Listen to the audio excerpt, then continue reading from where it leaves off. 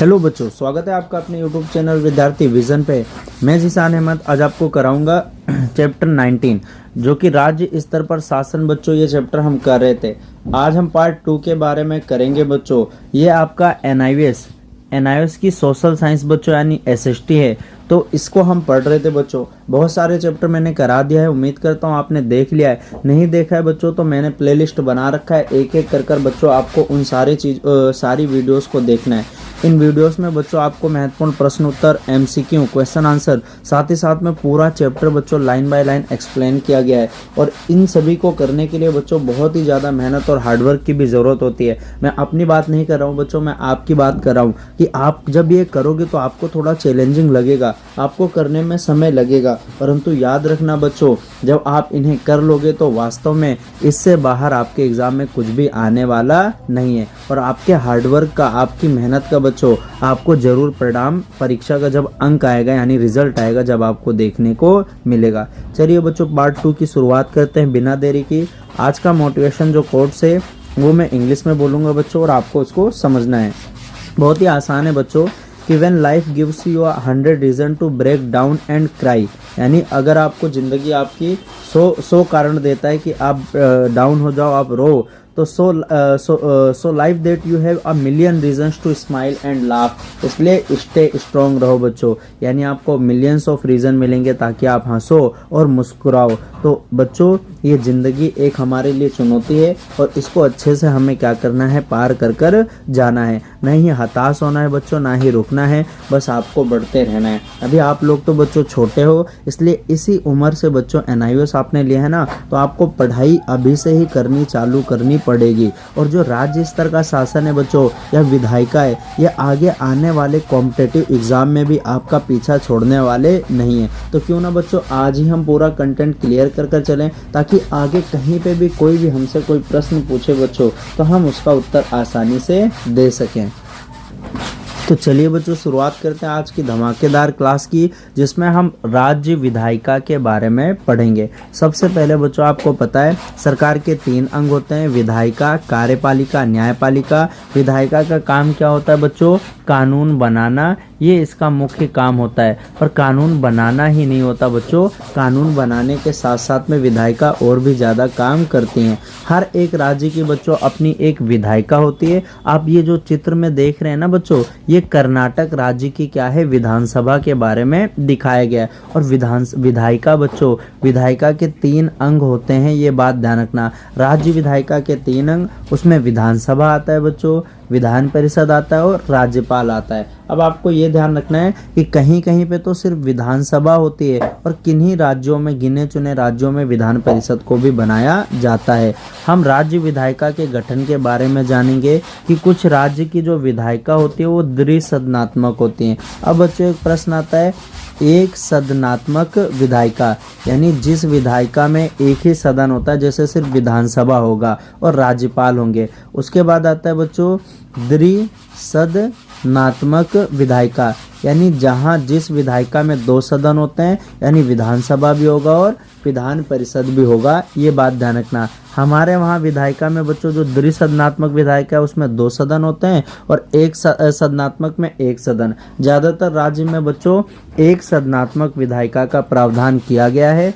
2 सदनात्मक विधायिका बच्चों कुछ ही जगह हैं, जैसे बिहार, जम्मू कश्मीर में तो बच्चों अब है नहीं, है ना। कर्नाटक हो गया, महाराष्ट्र हो गया, उत्तर प्रदेश हो गया। बाकी और राज्य बच्चों में मैप की सहायता से आपको बताऊंगा, तो ये मैप में भी पूछ सकता है।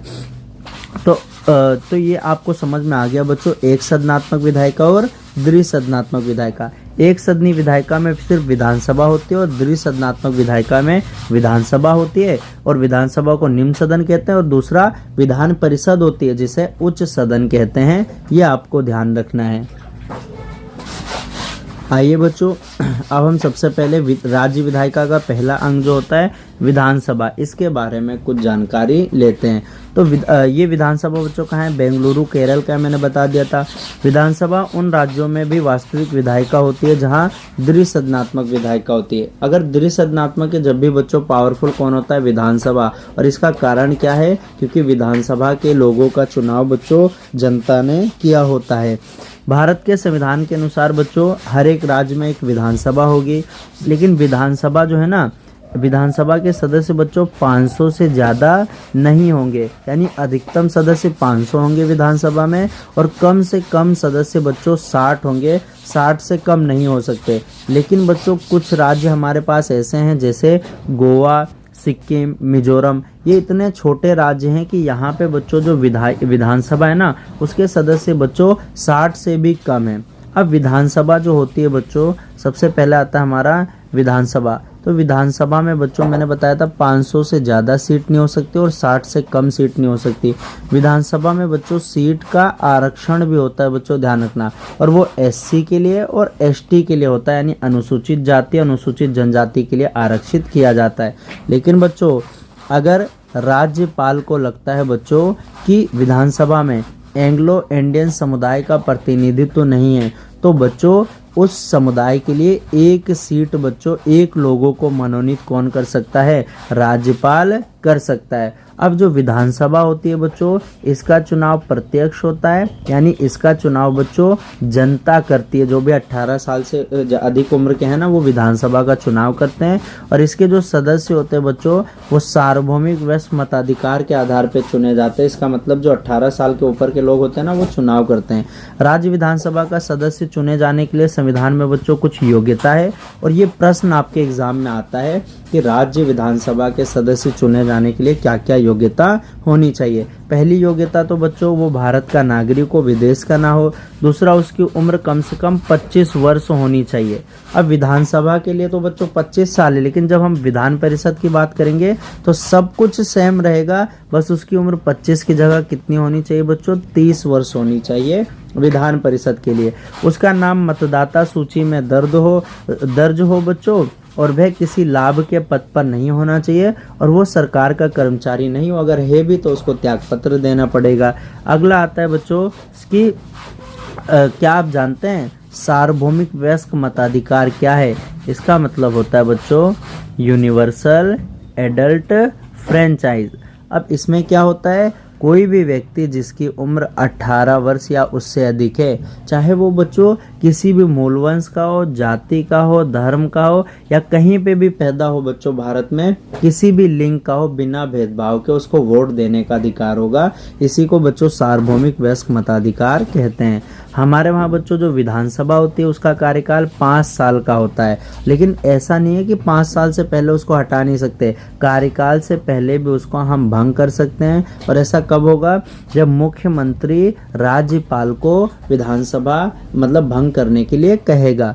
इस तरह राज्य में बच्चों साथ ही साथ में राष्ट्रपति शासन के दौरान भी विधानसभा को भंग किया जाता है। अब एक प्रश्न आता है बच्चों कि राष्ट्रपति शासन किसे कहते हैं? राष्ट्रपति शासन का मतलब होता है बच्चों, अगर जो राज्यपाल होता है, जिसके बारे में हमने पार्ट 1 में पढ़ा था, इसको लगे कि राज्य सरकार सही से काम नहीं कर रही है, संविधान के अनुसार चल नहीं रही है, तो राज्यपाल बच्चों राष्ट्रपति को सिफारिश करेगा अनुच्छेद 356 के तहत, और राज्य में राष्ट्रपति शासन लागू हो जाएगा। राष्ट्रीय आपातकाल के समय संसद राज्य विधानसभा की अवधि बच्चों बढ़ा सकता है जब आपातकाल रहेगा, यानी 5 साल से 6 साल भी कर सकता है, लेकिन एक बार में बच्चों 1 साल से ज़्यादा इसकी अवधि बढ़ा नहीं सकते। आइए बच्चों अब हम जानते हैं कि आपको एग्ज़ाम में कैसे लिखना है। अब आपको मैंने बता दिया बच्चों सबसे पहले कि राज्य विधायिका के 3 अंग होते हैं, विधानसभा, विधान परिषद और राज्यपाल। राज्यपाल के बारे में पार्ट 1 में हमने अच्छे से पढ़ा था, यहाँ हम विधानसभा और विधान परिषद के बारे में पढ़ेंगे। तो विधानसभा क्या है बच्चों? यह निम्न सदन होता है। तो अगर इसी के बच्चों अपोजिट में पूछ ले विधान परिषद के बारे में, तो विधान परिषद कैसा होता है बच्चों? ये उच्च सदन होता है, जिसको हम आगे पढ़ेंगे। विधानसभा का चुनाव प्रत्यक्ष होता है, तो विधान परिषद का कैसे होगा बच्चों? अप्रत्यक्ष चुनाव होगा। कार्यकाल इसका बच्चों 5 साल होता है, लेकिन तो विधान परिषद का कार्यकाल बच्चों इसके बारे में हम आगे पढ़ेंगे। न्यूनतम संख्या कितनी होती है इसकी? 60, और अधिकतम 500 हो सकती है। और जो विधानसभा के पीठासीन है बच्चों, उसको अध्यक्ष कहते हैं, लेकिन विधान परिषद के बच्चों उसको हम सभापति के नाम पे कहते हैं। सदस्य की आयु कितनी होती है बच्चों? 25 वर्ष विधानसभा में। और विधानसभा के सदस्य को एमएलए कहते हैं। एमएलए का मतलब होता है बच्चों विधायक, जो आपने नाम सुना होगा ना, विधायक यानी मेंबर ऑफ लेजिस्लेटिव असेंबली। लेकिन जो विधानसभा के सदस्य हैं उनको एमएलसी कहते हैं, मेंबर ऑफ लेजिस्लेटिव काउंसिल। आइए बच्चों, अब हम पढ़ते हैं विधान परिषद के बारे में। अब विधान परिषद के बारे में आप सभी को पता है बच्चों कि विधान परिषद का गठन कैसे करेंगे, आइए बताते हैं। तो राज्य विधायिका का जो दूसरा सदन होता है उसको हम उच्च सदन कहते हैं। उसका नाम बच्चों विधान परिषद है, ये बात ध्यान रखना। विधान परिषद के सदस्य बच्चों जो कि राज्य की विधानसभा होती है बच्चों, उस विधानसभा के कुल सदस्य का 1/3 से ज़्यादा नहीं होगा और 40 सदस्य से कम संख्या विधान परिषद की नहीं होगी। यानी विधान परिषद की संख्या का आकार किस पे निर्भर करता है बच्चों? विधानसभा। या तो विधानसभा का 1/3 होगा, नहीं तो बच्चों और 40 सदस्य से कम नहीं हो सकता, ये आपको ध्यान रखना है। विधानसभा उसके बाद में आता है बच्चों जम्मू कश्मीर की विधान परिषद में 36 सदस्य हैं। ये एक अपवाद है कि वहाँ पे कम लोग हैं, यानी वहाँ 40 से कम नहीं हो सकते, पर जम्मू कश्मीर इसका अपवाद है, वहाँ पे सिर्फ 36 ही बच्चों। विधान परिषद के सदस्य अंशतः निर्वाचित और अंशतः मनोनीत भी होते हैं, यानी वो चुनाव भी होता है उनका और मनोनीत भी होते हैं। लेकिन आप सिर्फ याद करना कि विधानसभा का चुनाव प्रत्यक्ष होता है और जो विधान परिषद है उसका चुनाव अप्रत्यक्ष होता है। विधान परिषद की रचना में बच्चों की रचना निम्न रूप में होती है। सबसे पहले इसके जो 1/3 सदस्य हैं बच्चों वो स्थानीय सरकार जैसे नगर पालिका, जिला बोर्ड और अन्य स्थानीय पदाधिकारियों के द्वारा चुने जाते हैं, यानी 1/3 चुनाव अलग लोग करते हैं। फिर अगले 1/3 चुनाव विधानसभा के सदस्य के द्वारा चुना जाता है। उसके बाद 1/12 जो सदस्य होते हैं वो ऐसे व्यक्तियों से मिलकर निर्वाचक मंडल द्वारा निर्वाचित किए जाते हैं जो राज्य क्षेत्र में कम से कम 3 वर्ष के स्नातक हों, यानी कॉलेज की डिग्री प्राप्त कर रखा हो। अगला आता है बच्चों 1/12 सदस्य ऐसे व्यक्तियों से मिलकर बनने वाले निर्वाचक मंडल द्वारा चुने जाते हैं जो राज्य के भीतर माध्यमिक पाठशालाओं में शिक्षण के काम में कम से कम 3 वर्ष से संलग्न हो, यानी टीचर हो। शेष 1/6 सदस्य राज्य के राज्यपाल के द्वारा मनोनीत किए जाते हैं। तो इसमें बच्चों आपको बताया है कि विधान परिषद के लोगों का चुनाव कैसे होता है। तो जितना भी चीज़ मैंने बताया बच्चों, इनमें से आपको अगर नहीं समझ में आई है तो आपको सिर्फ 2 ही चीज़ याद करना है। एक, विधान परिषद 1/3 सदस्य कौन चुनता है बच्चों? विधानसभा। पहला सिर्फ ये याद करना है, विधान परिषद के 1/3 सदस्य को विधानसभा चुनती है। और दूसरा याद करना है बच्चों 1/6 सदस्य को कौन चुनता है? राज्यपाल मनोनीत करता है। आप जो जानते हैं बच्चों कि विधान परिषद एक स्थायी सदन है, इसलिए यह भंग कभी भी नहीं हो सकती। इसके सदस्य बच्चों 6 वर्ष के लिए निर्वाचित यानी नामांकित किए जाते हैं, यानी 6 साल के लिए चुना जाता है। लेकिन ये स्थायी है बच्चों, हर 2 साल में क्या होता है 1/3 सदस्य इसके रिटायर होते रहते हैं। जैसे बच्चों मैंने बताया था विधानसभा का कार्यकाल कितना है? 5 साल। हर 5 साल में सारे लोगों का चुनाव दोबारा होता है। लेकिन विधान परिषद है ना, इसका कार्यकाल तो 6 वर्ष है बच्चों, लेकिन हर 2 साल में बच्चों इसके 1/3 सदस्य नए नए आते जाते हैं, यानी ये कभी भी पूरी तरह भंग नहीं होती। इसलिए विधानसभा को विधान परिषद को स्थायी संस्था के रूप में जानते हैं।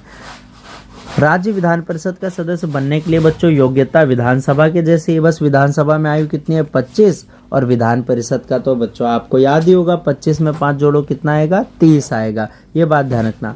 और राज्य की जो विधायिका होती है बच्चों उसकी बैठक साल में कम से कम 2 बार होनी चाहिए, और एक बार अगर हो गई ना तो 6 माह से ज़्यादा गैप नहीं आनी चाहिए बच्चों दूसरी बैठक में। तो राज्य की विधायिका की बैठक कितनी बार होगी बच्चों? कम से कम 2 बार होगी, ये बात ध्यान रखना। और दोनों में 6 माह से ज़्यादा का गैप नहीं आना चाहिए।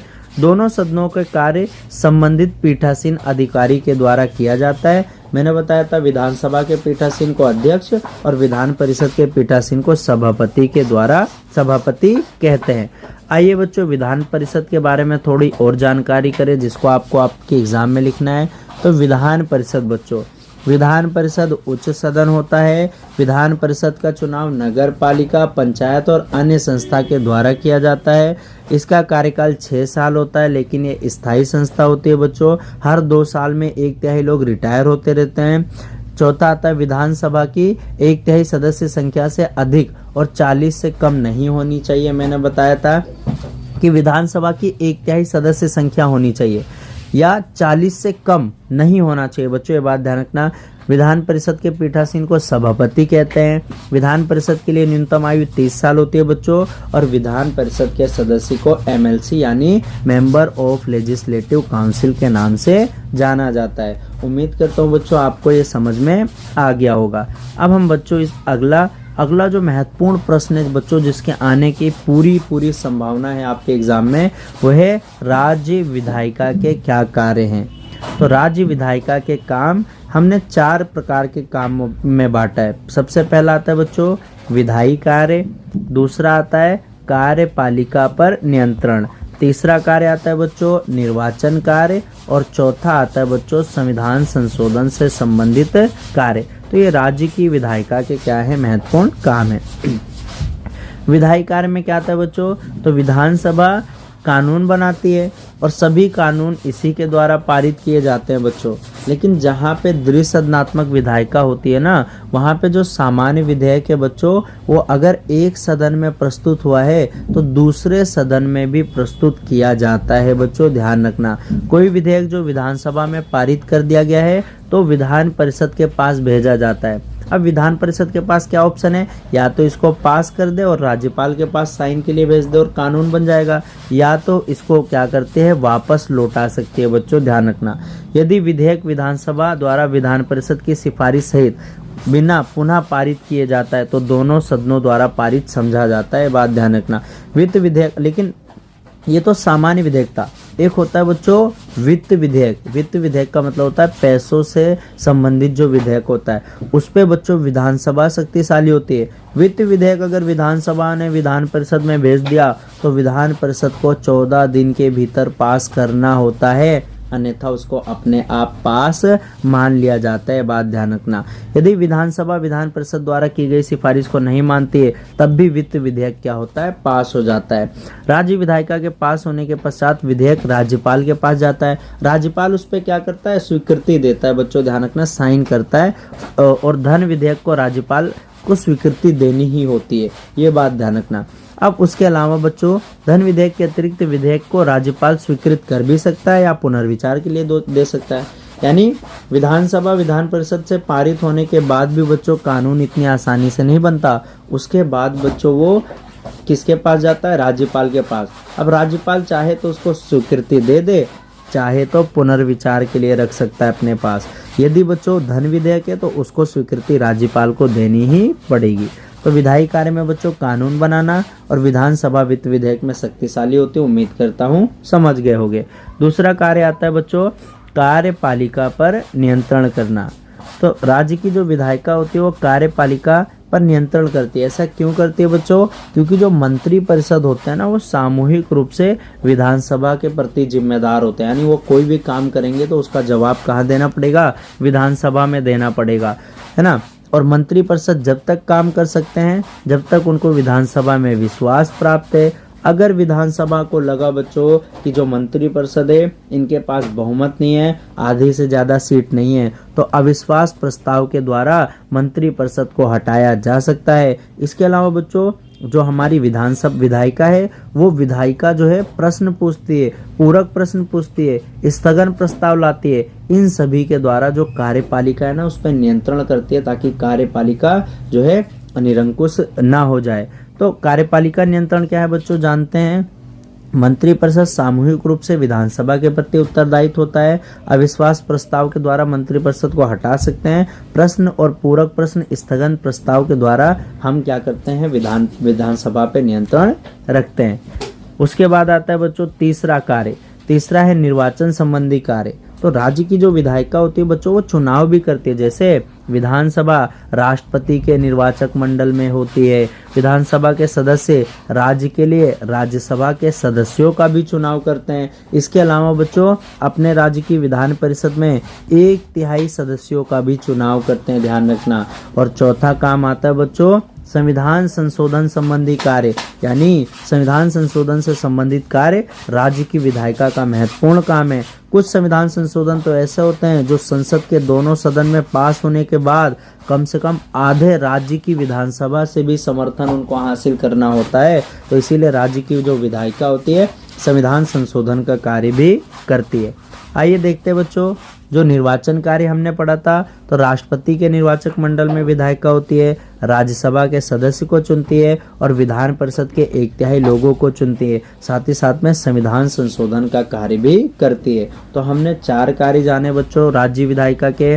सबसे पहला आता है प्यारे बच्चों विधायी कार्य, फिर कार्यपालिका पे नियंत्रण, तीसरा निर्वाचन कार्य और चौथा क्या आता है संविधान संशोधन संबंधित कार्य। इसके प्रमुख पाठगत प्रश्न है बच्चों, ऐसे 3 राज्य कौन से हैं जिनमें द्विसदनात्मक विधायिका पाई जाती है। हम ऐसे 3 नहीं बच्चों 6 राज्य के बारे में जानेंगे जहां वर्तमान में द्विसदनात्मक विधायिका बच्चों। एक तो आंध्र प्रदेश में, यानी यहाँ विधानसभा भी है बच्चों और विधान परिषद भी है। तेलंगाना में बच्चों विधानसभा विधान परिषद दोनों हैं। उत्तर प्रदेश में है, बिहार में है बच्चों, महाराष्ट्र में और कर्नाटक में। ये 6 राज्य ऐसे हैं जहाँ विधान परिषद और विधानसभा दोनों मौजूद हैं। यदि विधानसभा द्वारा पारित वित्त विधेयक विधान परिषद द्वारा 14 दिन के अवधि में वापस नहीं लौटाया जाता तो क्या होगा, तो वो अपने आप पास हो जाएगा। कौन से 2 तरीके हैं बच्चों जिनके माध्यम से विधायिका मंत्रिपरिषद पर नियंत्रण रखती है, तो प्रश्न पूछकर, अनुपूरक प्रश्न, अविश्वास प्रस्ताव के द्वारा। राज्य विधानसभा के कौन से 2 चुनावी कार्य बच्चों, तो राष्ट्रपति का चुनाव करते हैं और अपने राज्य के राज्यसभा का चुनाव करते हैं। अगला आता है बच्चों आपका उच्च न्यायालय यानी अधीनस्थ न्यायालय के बारे में पढ़ेंगे। आपको न्याय की व्यवस्था के बारे में पता है बच्चों, पिरामिड की तरह है। सबसे पहले सुप्रीम कोर्ट आता है बच्चों, जो कि 28 जनवरी 1950 में बना था। इसका मुख्यालय कहाँ है प्यारे बच्चों, नई दिल्ली के अंदर है। सुप्रीम कोर्ट में बच्चों 1+33 यानी 34 जज होते हैं, जिसमें जो एक प्रमुख होता है उसको मुख्य न्यायाधीश कहते हैं, यानी भारत का मुख्य न्यायाधीश के नाम से जाना जाता है। फिर हाई कोर्ट आता है बच्चों, जो कि हमारे वहाँ पे 25 हाई कोर्ट हैं। राज्य 28 है, हाई कोर्ट 25 है। इसका कारण ये है बच्चों क्योंकि हमारे वहाँ कुछ राज्य ऐसे हैं जहाँ पर बच्चों एक राज्य का जो हाई कोर्ट है वो 2 या 3 राज्यों के हाई कोर्ट माना जाता है उसको। उसके बाद आता है बच्चों डिस्ट्रिक्ट कोर्ट और अगला आता है सब ऑर्डिनेट कोर्ट यानी अधीनस्थ न्यायालय आते हैं। तो उच्च न्यायालय के बारे में तो आप सभी ने पढ़ा ही होगा कि हर एक राज्य में एक उच्च न्यायालय यानी हाई कोर्ट होता है बच्चों। संविधान के अनुसार प्रत्येक राज्य में बच्चों एक हाई कोर्ट होता है और हाई कोर्ट होना जरूरी भी है बच्चों, लेकिन कभी कभी एक हाई कोर्ट के अधिकार क्षेत्र में एक से ज्यादा राज्य भी आ सकते हैं। इसका सबसे अच्छा उदाहरण है बच्चों हाई कोर्ट का नाम है, उसका नाम है गुवाहाटी हाई कोर्ट, जिसके अंतर्गत बच्चों असम, मेघालय, अरुणाचल प्रदेश और नागालैंड, मिजोरम, मणिपुर और त्रिपुरा ये सभी राज्य बच्चों इसी के अंतर्गत आते हैं। पर यह बच्चों जो केंद्र शासित प्रदेश होता है उसके पड़ोसी राज्य उसके उच्च न्यायालय के अधिकार क्षेत्र में आ जाते हैं। इसीलिए बच्चों हाई कोर्ट हमारे वहाँ कितने हैं बच्चों, सिर्फ 25 हाई कोर्ट है, जबकि राज्य कितने हैं बच्चों 28 हैं। ये गुवाहाटी हाई कोर्ट के बारे में बच्चों दिखाया गया है। और हाई कोर्ट के जो प्रमुख होता है उसको भी हम क्या कहते हैं बच्चों, मुख्य न्यायाधीश कहते हैं। यानी हर एक हाई कोर्ट में एक मुख्य न्यायाधीश होता है जिसकी नियुक्ति कौन करता है बच्चों, राज्यपाल करता है। वास्तव में राज्यपाल एक सलाहकार होता है बच्चों, राष्ट्रपति मुख्य न्यायाधीश की सलाह से करता है। अब उच्च न्यायालय का बच्चों गठन कैसे होता है हम जान लेते हैं कि हाई कोर्ट कैसे बनती है। तो हर एक राज्य में बच्चों उच्च न्यायालय होते हैं और वहाँ पे मुख्य न्यायाधीश होते हैं और कुछ अन्य न्यायाधीश होते हैं। सभी उच्च न्यायालय में बच्चों न्यायाधीश की संख्या एक जैसी नहीं होती। जहाँ जनसंख्या ज़्यादा है वहाँ न्यायाधीश ज़्यादा होते हैं, जहाँ जनसंख्या कम है वहाँ न्यायाधीश बच्चों कम होते हैं। मुख्य न्यायाधीश और न्यायाधीशों की नियुक्ति राष्ट्रपति के द्वारा होती है। चाहे मुख्य न्यायाधीश हो चाहे न्यायाधीश हो, कौन नियुक्ति करेगा बच्चों, राष्ट्रपति। प्रत्येक उच्च न्यायालय के मुख्य न्यायाधीश की नियुक्ति बच्चों राष्ट्रपति जो है सुप्रीम कोर्ट के जो सीजेआई होते हैं मुख्य न्यायाधीश होते हैं उनसे सलाह लेकर करते हैं। और न्यायाधीश की नियुक्ति में राष्ट्रपति से संबंधित उच्च न्यायालय के मुख्य न्यायाधीश की भी सलाह ली जाती है, यानी जिस राज्य के न्यायाधीश की नियुक्ति करती है। उच्च न्यायालय के न्यायाधीशों की नियुक्ति के लिए संबंधित राज्य के राज्यपाल की भी सलाह ली जाती है। यानी न्यायाधीश की नियुक्ति कैसे होती है बच्चों, सबसे पहले होता है राष्ट्रपति नियुक्ति करने वाला होता है। राष्ट्रपति सलाह लेता है जिस हाई कोर्ट के मुख्य न्यायाधीश की नियुक्ति करनी है उससे सलाह लेता है, उस राज्य के बच्चों राज्यपाल से सलाह लेता है, परंतु प्रमुख कौन होता है, राष्ट्रपति भारत के मुख्य न्यायाधीश से भी सलाह लेता है। भारत के मुख्य न्यायाधीश की सलाह पर राष्ट्रपति न्यायाधीश को एक हाईकोर्ट से दूसरे हाईकोर्ट में भी भेज सकते हैं। जैसे मान लो बच्चों गुवाहाटी हाईकोर्ट के कोई जज है, उनको दिल्ली हाईकोर्ट में भेजना है, तो मुख्य न्यायाधीश की सलाह पर राष्ट्रपति एक जज का ट्रांसफर दूसरे न्यायालय में कर सकते हैं। अब हाईकोर्ट का मान लो बच्चों आपने हाईकोर्ट के बारे में पढ़ा, अब आपको हाईकोर्ट का जज बनना है, तो जज बनने के लिए आपके अंदर क्या क्या योग्यताएं होनी चाहिए। सबसे पहले भारत के नागरिक हो, ये आप हो बच्चों। दूसरा, भारत के किसी क्षेत्र में कम से कम 10 साल तक या तो न्यायिक पद पर आसीन रहो, है ना, या किसी एक या अधिक उच्च न्यायालय में कम से कम 10 साल तक लगातार बिना विराम के अधिवक्ता रहे हो बच्चों। तो ये बात ध्यान रखना, ये 3 कंडीशन है। पहला, भारत का नागरिक हो, कम से कम 10 साल तक किसी न्यायिक पद पे रहे हो, या तीसरा बच्चों 10 साल तक अधिवक्ता यानी वकील के पद पे रहे हो, ये बात ध्यान रखना।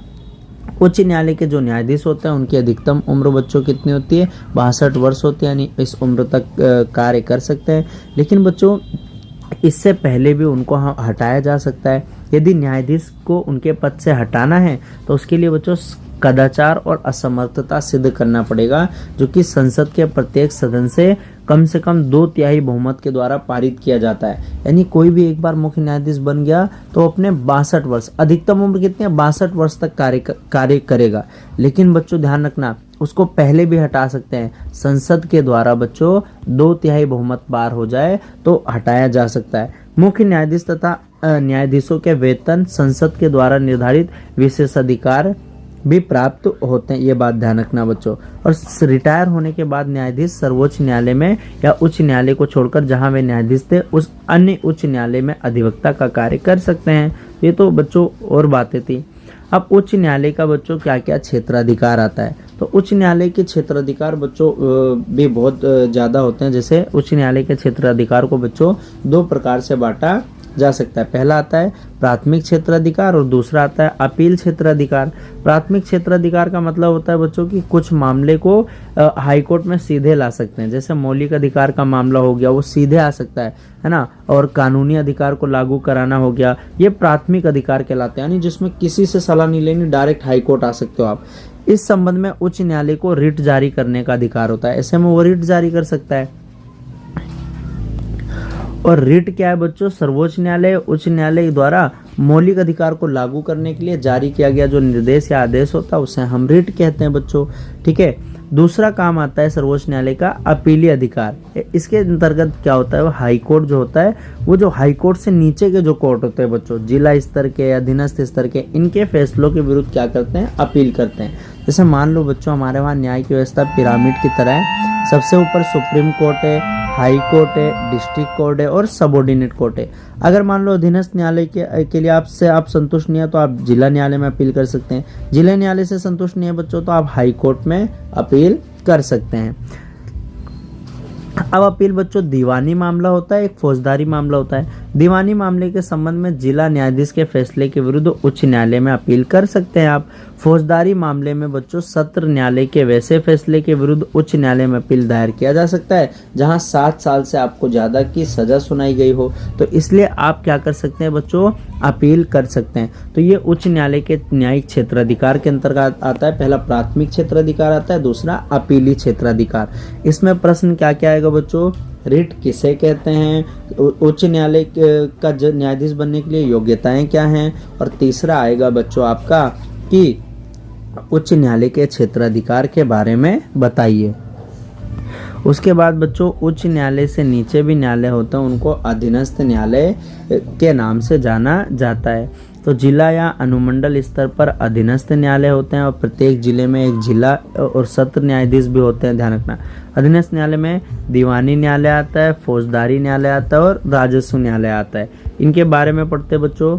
दीवानी मामले क्या होते हैं, दीवानी मामले में जो दायर किए गए मामले होते हैं ना, उसमें 2 या 2 से अधिक व्यक्तियों के बीच जो संपत्ति हो गया, कोई कॉन्ट्रैक्ट हो गया, तलाक हो गया, मकान मालिक किराएदार, यानी जिसमें अधिनियम का उल्लंघन होता है, ये बात ध्यान रखना। इसमें दंड नहीं दिया जाता बच्चों, इसमें सिर्फ कानून का उल्लंघन किया जाता है और जुर्माना लगा दिया जाता है, तो उसे दीवानी मामला कहते हैं। फौजदारी का मतलब होता है बच्चों चोरी, हत्या, लूट और डकैती, इसमें सजा दी जाती है बच्चों, ध्यान रखना। ऐसे मामले में चोरी, डकैती, पॉकेटमारी, हत्या ये सभी होता है बच्चों। उसके बाद तीसरा आता है बच्चों राजस्व न्यायालय। तो हर एक राज्य में बच्चों राजस्व बोर्ड होता है। इसके तहत कलेक्टर, आयुक्त, तहसीलदार, सह तहसीलदार ये सारे लोग होते हैं। राजस्व बोर्ड अपने अधीनस्थ सभी राजस्व न्यायालय के विरुद्ध अंतिम अपील की बच्चों क्या करता है, सुनवाई करता है। ये बात ध्यान रखना। तो दीवानी मामले, फौजदारी मामले, राजस्व मामले, तो इन सभी को भी आपको याद कर कर चलना है। तो ये था बच्चों आपका चैप्टर। उम्मीद करता हूँ आपको चैप्टर जो है समझ में आया होगा। फिर भी कुछ भी डाउट है बच्चों आप कमेंट कर कर हमसे पूछ सकते हैं। अब आता है बच्चों कि गुवाहाटी उच्च न्यायालय में पूर्वोत्तर भारत के 10 राज्यों के उच्च न्यायालय में कार्यरत है कितने, 7 राज्य बच्चों। अगला उच्च न्यायालय के मुख्य न्यायाधीश की नियुक्ति देश द्वारा, देश की सलाह पे किया जाता है। तो भारत के राष्ट्रपति के द्वारा बच्चों सर्वोच्च न्यायालय के मुख्य न्यायाधीश, सुप्रीम कोर्ट के जो सीजेआई उनकी सलाह के आधार पे किया जाता है। बच्चों जो गुवाहाटी हाई कोर्ट है ये ध्यान रखना है, इसका जो कार्य क्षेत्र है इसको कम कर दिया गया।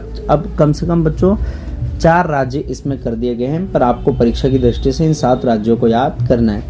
अगला उच्च न्यायालय को देश तथा देश अधिकार प्राप्त हैं। तो सबसे पहला आता है प्रारंभिक या प्राथमिक अधिकार, दूसरा आता है बच्चों अपीलीय अधिकार, ये 2 अधिकार उनको प्राप्त है।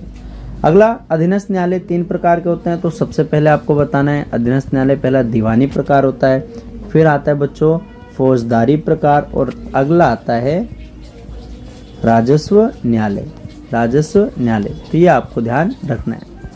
उसके बाद बच्चों इसमें आपने क्या सीखा ये देख लेना। अब आपके महत्वपूर्ण प्रश्न है, पाठांत प्रश्न है। पार्ट 1 में बताया था राज्यपाल की नियुक्ति कैसे होती है, राज्यपाल के कौन कौन से अधिकार है ये आपको बताना है। राज्य मंत्रिपरिषद का गठन कैसे होता है, राज्य विधायिका के संगठन इसमें पढ़ा है बच्चों, उसके अधिकार और काम बताने। उच्च न्यायालय के अधिकार क्षेत्र के बारे में बताना है, प्रारंभिक और अपीली क्षेत्र अधिकार। अधीनस्थ न्यायालय के द्वारा किन प्रकारों के मामलों की सुनवाई की जाती है। तो ये आपके पाठांत प्रश्न है बच्चों जो कि मोस्ट इंपोर्टेंट है। अगर वीडियो आपने सही से देखी है तो आपको ये सारे समझ में आ जाएंगे। वीडियो अगर बच्चों समझ में नहीं आई तो आप उसको 2 बार देखें, स्पीड बढ़ाकर देखें और जल्दी से जल्दी अपना सिलेबस पूरा करने की कोशिश करें। मिलेंगे नेक्स्ट वीडियो में नेक्स्ट चैप्टर के साथ, तब तक के लिए जय हिंद बच्चों।